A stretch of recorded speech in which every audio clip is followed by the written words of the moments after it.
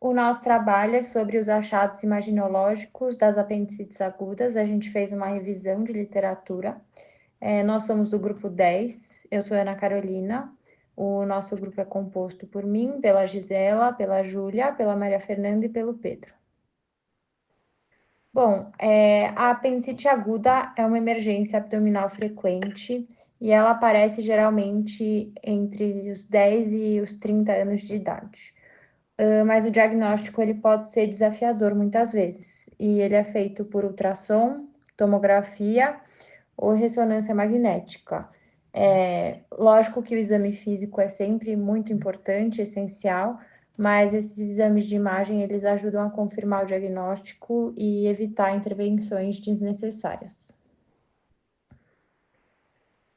O ultrassom ele é indicado como exame inicial, só que a sensibilidade dele é variável porque depende do examinador. A tomo, ela é o exame padrão ouro em adultos, e nela a gente consegue identificar inflamações e complicações. E a ressonância, ela é útil também, mas a gente prioriza a ressonância para as populações sensíveis, porque ela não utiliza radiação, e mesmo assim, né, ela é boa porque ela mantém uma acurácia boa.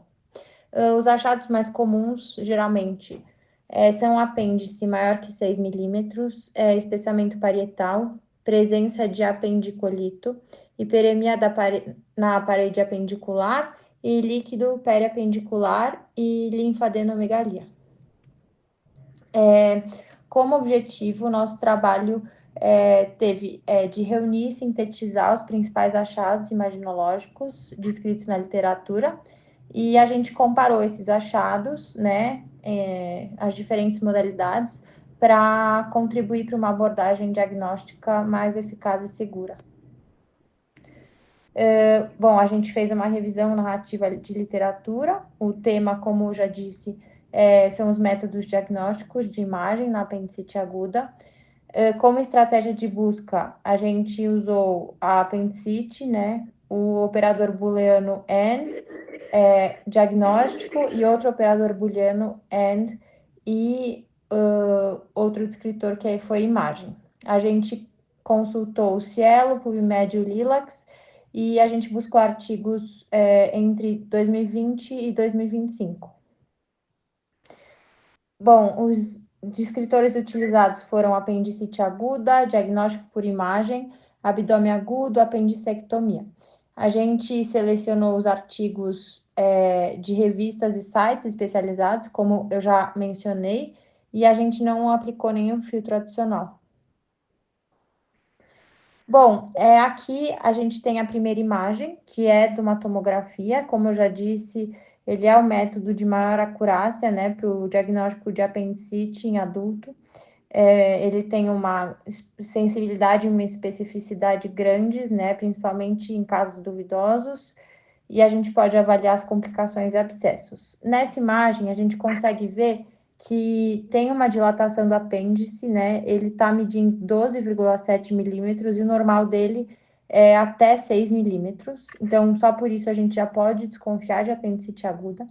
E além disso, o apêndice ele tá espessado, a parede dele, né, tá mais grossa. Dentro tem um conteúdo hipodenso que é compatível com alguma secreção inflamatória, e também tem um pouco de embaçamento da gordura periapendicular, né? Em volta a gente consegue ver que tá um pouco embaçado, e isso sugere inflamação dos tecidos adjacentes. Essa medida de 63,5 milímetros é a medida do comprimento, né, do segmento apendicular, que a gente consegue observar nesse corte. Agora, nesse slide, a gente pegou 3 imagens, né, da fase portal, as 3 estão na fase portal, e tem uma de corte axial, a outra corte coronal e a outra um corte sagital. A tomo, ela mostra também um apêndice dilatado, e nessa a gente consegue ver uma coleção grande de apendicolitos, e tem uma área grande de descontinuidade de mucosa com fluido e bolsão de ar extraluminal. Além disso, a gente também vê o espessamento peritoneal e poucos linfonodos ilioecólicos.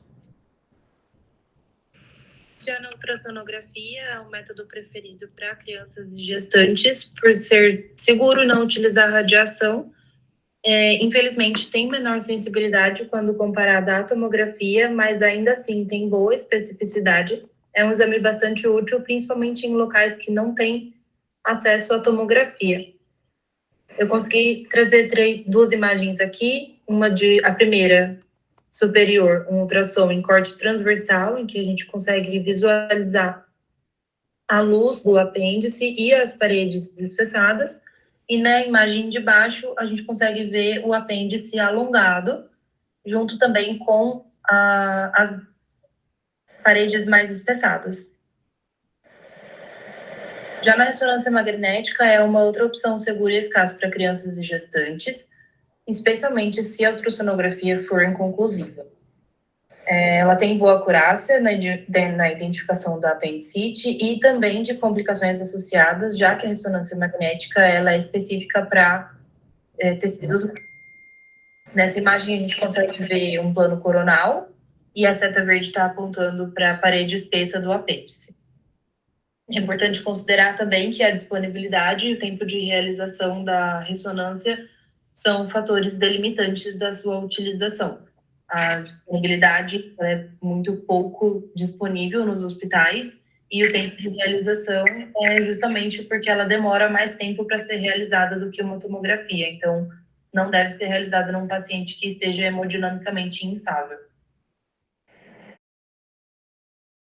A gente fez uma tabela que a gente pode comparar os 3 principais métodos de imagem: tomografia, ultrassonografia e ressonância magnética. A tomografia ela tem alta sensibilidade e especificidade, com acurácia em torno de 97%. Ela é bastante precisa, mas ela usa radiação, então por isso que é mais indicada para os adultos ou quando tem uma dúvida diagnóstica. A ultrassonografia tem uma variabilidade grande, tanto na sensibilidade quanto na especificidade, porque depende muito do operador, mas ela é segura, ela não usa radiação e é por isso que é a primeira escolha em crianças e em gestantes. Já a ressonância ela também não usa radiação, ela tem a alta acurácia, ela é próxima da tomografia e é indicada principalmente para gestantes e crianças. A desvantagem é que é de baixa disponibilidade.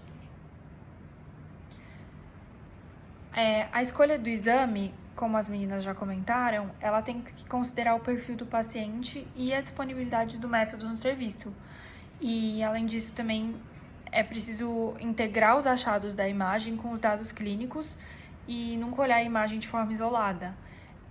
Outro ponto bastante importante é que tem que avaliar o estado hemodinâmico do paciente. Em algumas situações mais instáveis, precisa optar por métodos mais rápidos e mais acessíveis. E essa abordagem é baseada na recomendação de Humes e Simpson, de 2006. Como conclusão, a tomografia é o exame mais preciso para os adultos, principalmente nos casos que há necessidade de esclarecimento diagnóstico. Já a ultrassom e a ressonância são preferidas para as gestantes e para as crianças, porque não envolvem radiação. E a escolha desse método sempre tem que considerar o perfil clínico do paciente e a disponibilidade dos exames no local do atendimento. Essas são as nossas referências que foram utilizadas e agradecemos